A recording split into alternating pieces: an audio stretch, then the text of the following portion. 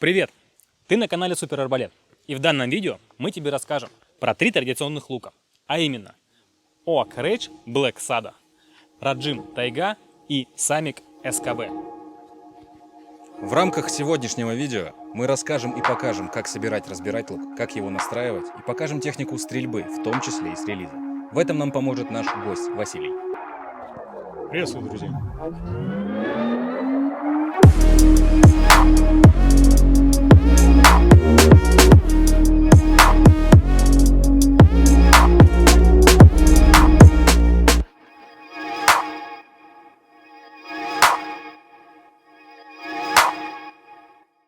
Итак, вот у вас в руках лук, и теперь нужно на него одеть тетиву.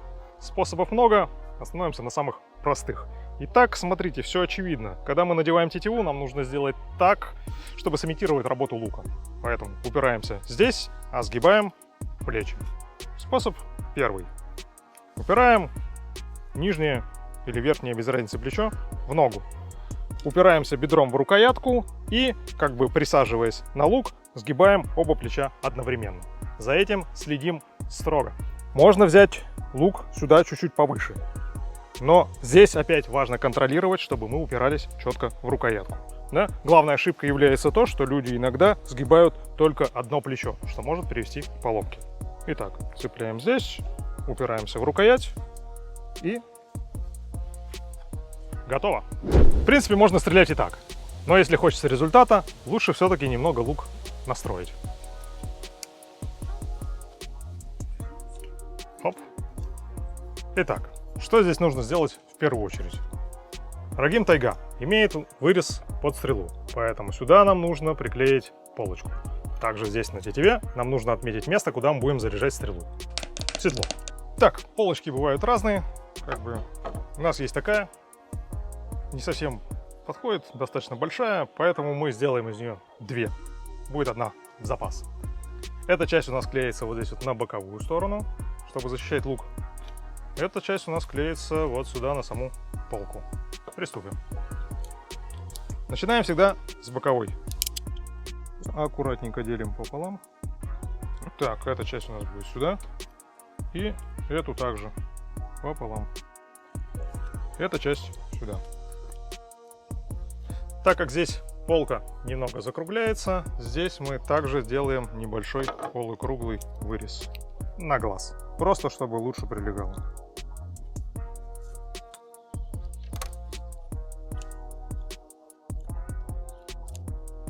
Если кому-то хочется эстетики, можно подровнять и здесь придать какую-нибудь форму.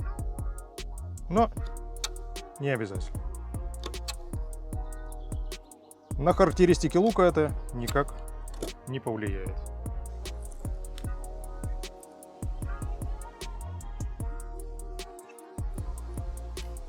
Теперь точно так же клеим вторую часть вот сюда.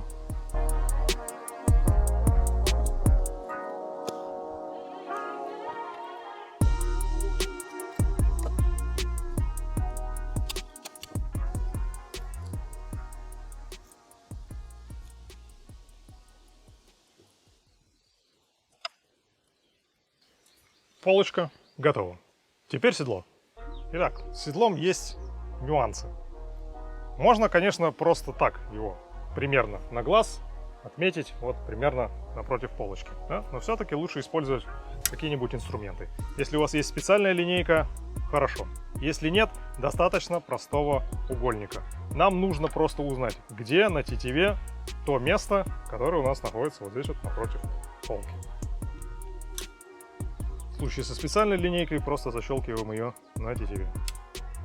И смотрим. Вот у нас линейка лежит на полке, вот у нас линия, которая обозначает эту высоту.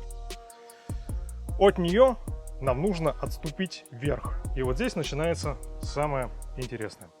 В случае, если у нас есть полка, то отступать вверх нам нужно где-то примерно от 3 до 5 миллиметров. Это делается для того, чтобы хвостовик стрелы был чуть выше, чем сама стрела вот здесь вот на полке. И в момент вылета стрела не цепляла хвостовиком за полку.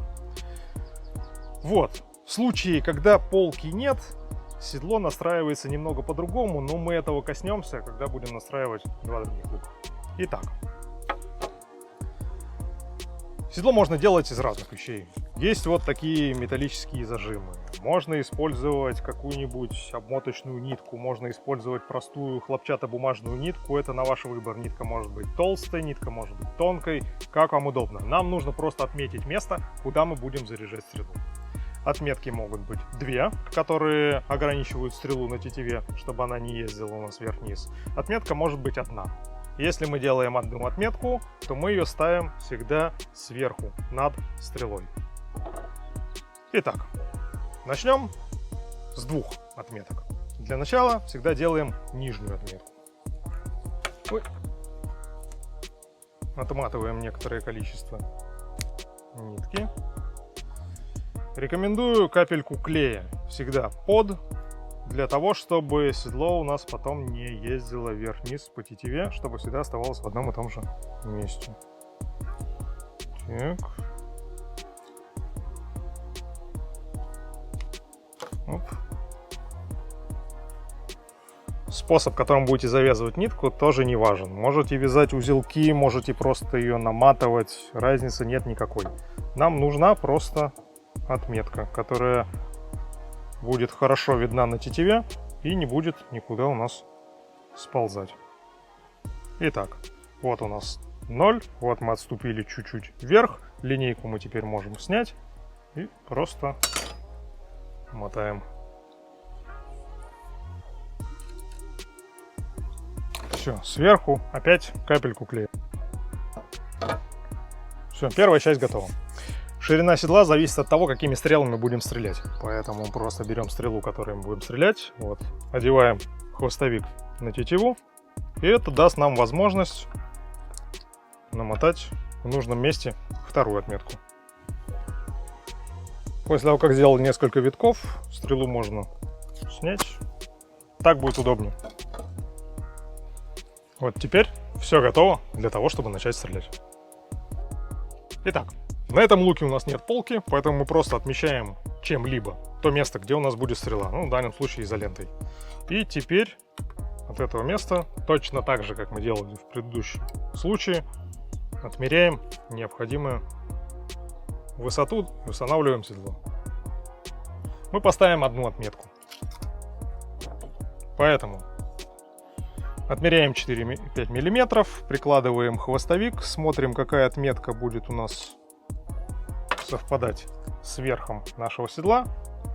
Берем зажим и в нужное место его ставим.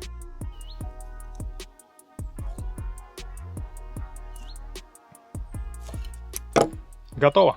А теперь перейдем к стрельбе, но есть один нюанс. Мы будем тянуть жребий, кто из какого лука будет стрелять. Все луки с одинаковым усилием в 50 фунтов, но мы не знаем, кто из кого будет стрелять. Поэтому начнем. Не уроняй, Василий. Бери. Так, Василий у нас стреляет из СКБ, как и хотел. Антон. Блэксада. Ну, у меня остается вариант тайга. Нет. Я стреляю с тайги. Ну что, погнали, ребята?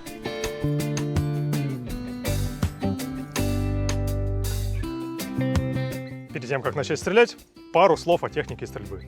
Стрелять можете как угодно, как вам удобно, и все равно будете попадать. Но чтобы научиться попадать быстрее, просто есть одна простая техника. Barry bow. Здесь мы используем стрелу в качестве прицела. Мы просто вдоль нее смотрим, куда она направлена, стреляем и попадаем. Чем ближе стрела расположена к глазу, тем нам удобнее на нее смотреть. В зависимости от дистанции мы просто беремся ближе к стреле или дальше от стрелы. В зависимости от того, выше или ниже нам нужно попадать. Вот и все.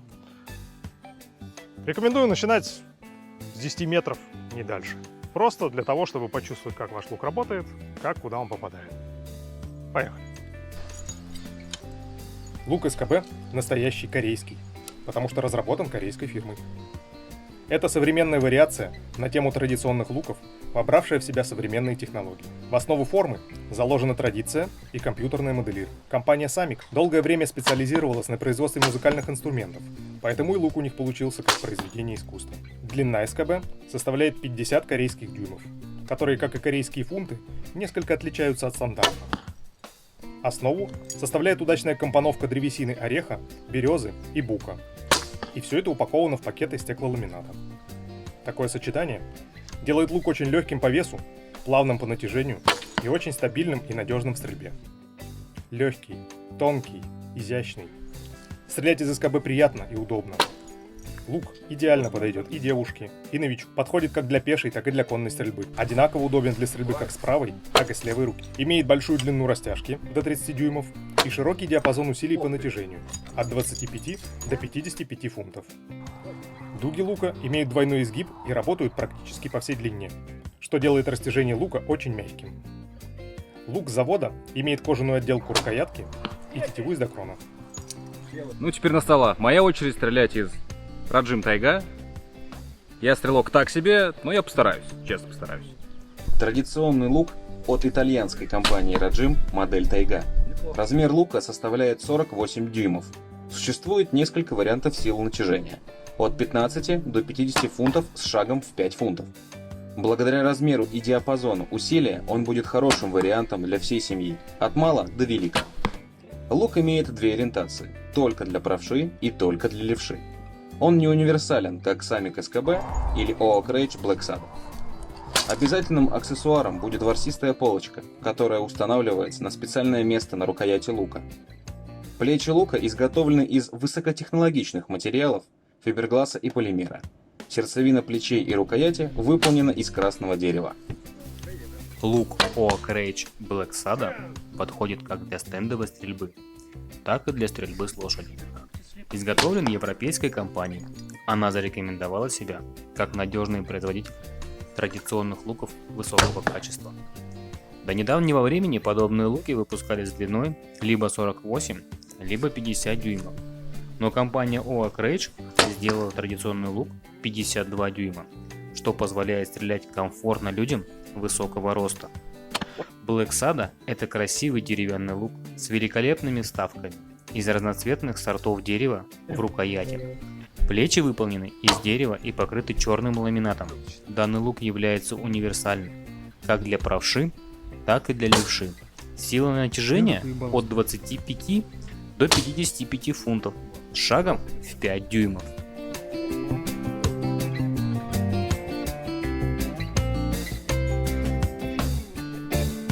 Итак, друзья, есть еще один нюанс стрельбы из лука. Это стрельба из традиционного лука с релизом. Вот. Никак не удается изжить этот стереотип, но в принципе, как бы, попадается. Так можно стрелять, никто не запрещает. Если вы стреляете для себя, для удовольствия, почему бы и нет? Если вы планируете участие в каких-нибудь соревнованиях по традиционному луку, то тогда, конечно, не стоит прибегать к этому способу. Вот так. Если вам просто нравится стрелять для себя и попадать, отличный способ. Рекомендую. Куда прикладываться? А где пипсай? А где сброс?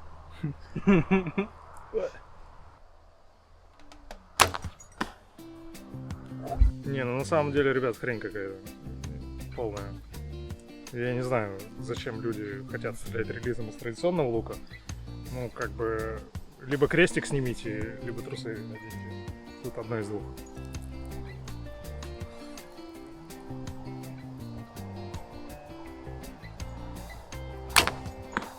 Все. На этом на сегодня все.